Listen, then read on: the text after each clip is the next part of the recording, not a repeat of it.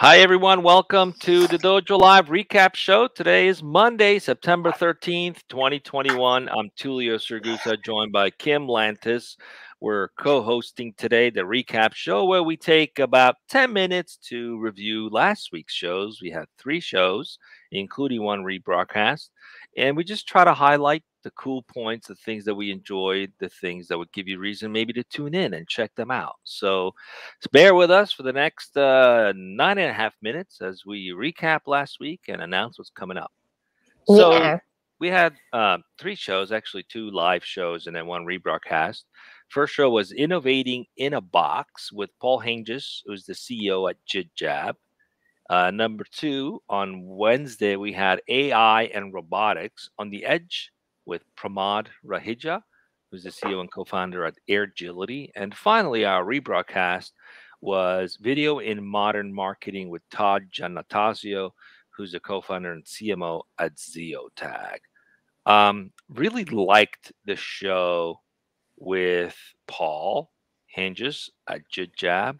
Number one, my household's big JibJab fan, so we were very excited to speak to the CEO of that company. And it just goes to show that you can have a really big idea and still maintain simplicity. hmm I'm actually personally a big believer that big ideas are supposed to be simple. And with so many options for people to entertain themselves, so many different ways to create facial expressions, send messages, whether you're using Snapchat or the video filters on Instagram or Facebook, there's a myriad of options to create hmm messages and send them out, which require a lot of work in editing if you're doing it on your own, or you could use a platform like JibJab, which presents all kinds of different scenarios where characters dance and do funny skits and so on, and you just put your face on it with a little robotic sort of mouth moving. And they've been in business for some time, just growing and expanding. And it was just a great example of keeping things simple while hmm still pushing the boundaries, pushing the envelope, innovating. That they got this new book idea where you can create a book story for your children where you're narrating it and it's your face on it. So it's kind of a cool new way of evolving this JibJab platform. So that's what I really liked that Yeah, I from that like show. I like I like the idea of innovating from a box, which is strange because we are constantly bombarded with this step outside your comfort zone, step outside the box. And I think his point and my takeaway was get really good, like get very passionate and really good at what it is that you're doing. And I think then the rest, like you said, is simple. So they found what works. I love their mission, which is just to bring joy to people and to do that through email. And so they invest heavily in every single offering that they have to make sure that it's top quality. And they've sort of just found that magic formula process that's working for them. And I think that was my takeaway. Get passion, get really good, and the rest will kind of follow. And so you don't necessarily have to break outside of that box when your box is awesome. Yeah, exactly. Go through every edges, every possibilities to expand and be creative and innovative. All right, let's continue on. The next show was with Pramod Raheja, who's the CEO and co-founder of Airgility. Really was eye-opening in terms of the application of robotics and artificial Mhm, intelligence, in this case, to essentially, in some cases, save lives or improve lives mhm, that are being used in defense or rescue mission scenarios. Basically,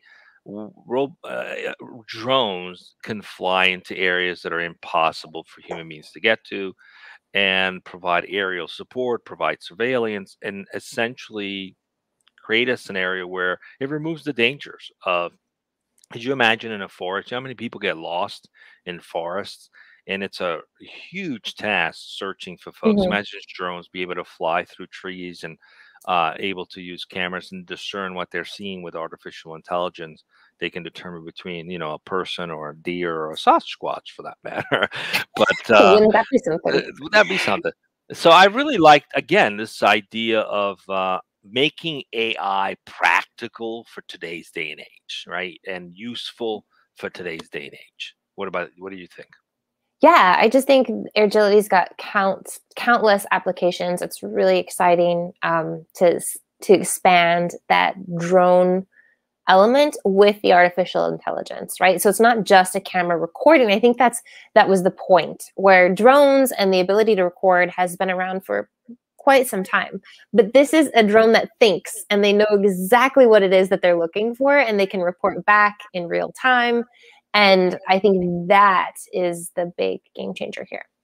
Yeah, and I mean, I could see eventually. I mean, there's drones that are actually capable of lifting a human being out of a dangerous situation, and so just fantastic technology. And even like for nuclear power plants, you can't send human beings physically inside of a certain Hmm. areas, right, without exposing them to radiation. But you can send drones, and you can check for Yeah. cracks and look for things that are not normal. Exactly. I think that Yeah, was the example he used, like with the bridge. Okay, so a drone can go in and they can record 5 hours of footage, and then an engineer can go through the footage, which then becomes a snooze fest, and you're likely to miss something.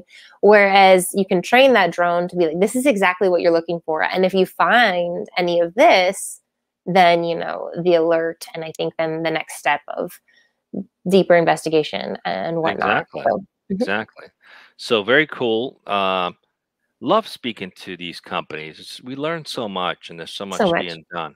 All right, then finally we had a rebroadcast because we had our whole hands meeting, and the rebroadcast was video and modern marketing with Todd Giannattasio, I who's a loved this one. with Ziotag. I really love their platform. A show like ours, right? We Mhm, broadcast, and then you have to go in and you try to get snippets and some really cool quotes that our guests might have said that are great ways to sometimes post a 15 to 50-second clip. So they have the technology that can enable you to do that very effectively, very efficiently. Because today video marketing is the way. Their videos get more tractions. People are not interested in necessarily reading so much. They just want to mhm. see it. It's more entertaining.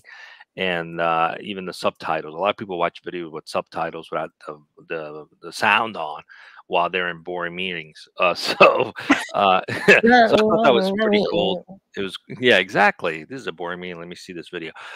So that's what did you think? What did you think of that rebroadcast? Well, I thought this rebroadcast was a great example of why we do the rebroadcasts. This show was, I think, happened in 2019, so 2+ years ago. And it was a really great show. I think even more applicable today than it was then, the need and the shift of where marketing has gone with video.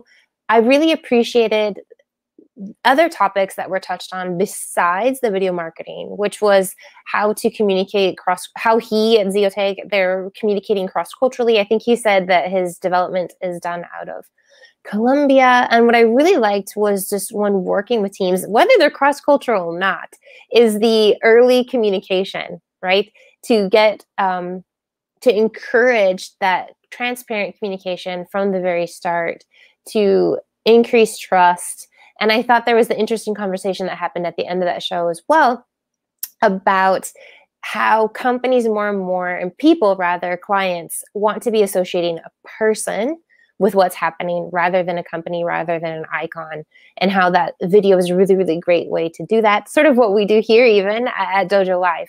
And so the more Yeah, we can personalize something, and then the more you can take advantage of that personalized content, right? It sort of sets you apart, I think, from yeah, the competition. exactly.